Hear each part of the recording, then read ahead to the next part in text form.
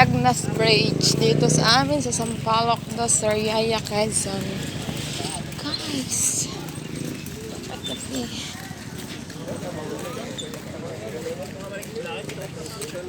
Ayun pala Guys, tingnan nyo. Guys, may harapan.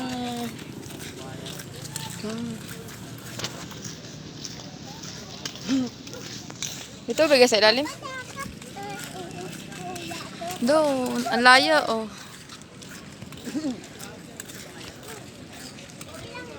Guys.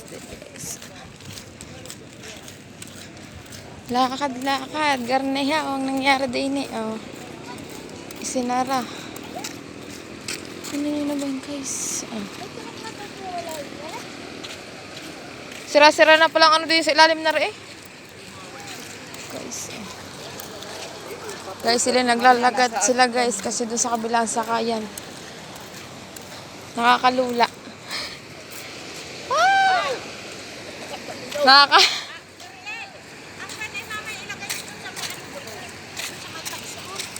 Oh my God. Guys, look. Ari ang ilalim ng Lagnas Bridge dito sa Sariaya, Quezon, guys. Tingnan nyo, guys. Guys. Kasi nga daw ho, kasi nag-crack daw ho aring ilalim na re, yung pampatibay din sa ilalim. Ah, nakakalula, guys. Guys, tingnan nyo, guys. Guys, tingnan nyo, guys. Yeah, may mga nagbibideo dito, guys. Oh. Mga about sa si Congressman woman Helen Tan-Ari, guys, at saka si Gayeta. Alam mo nang kakatulong. Ang nag-check nito, former district engineer, si Ma'am Helen. Immediately after the time, Ayan, guys, sa pagkalalim. Ayan, guys, mga ano.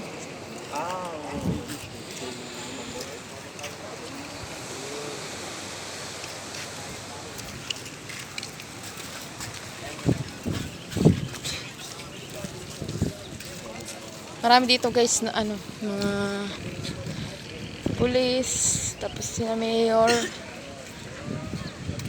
ari ata ahoy, ano na, mga DPWH. Sila, guys. Dito, guys, tinitingnan nila, guys, yung pinakang ano dito sa ilalim. Pinakang pampatibay. Kasi nga nahukay siya, guys. Pansamantalang isinaraho arin tulay na arin din sa Lagnas Bridge na Sampaloc dos Sariaya, Quezon. Ay guys, oh. Tingnan nyo, guys, yung mga gabi na nilagay nilang pangsangga, pag malakas ang ulan, nawawala. Oh. Ayan, nadadala pa rin. Kaya yan, nahukay, guys. Tingnan sila, guys. Oh. Yan. Tingnan. Ni-inspection pala ng mga DPWH. Aron tulay ng ano, guys.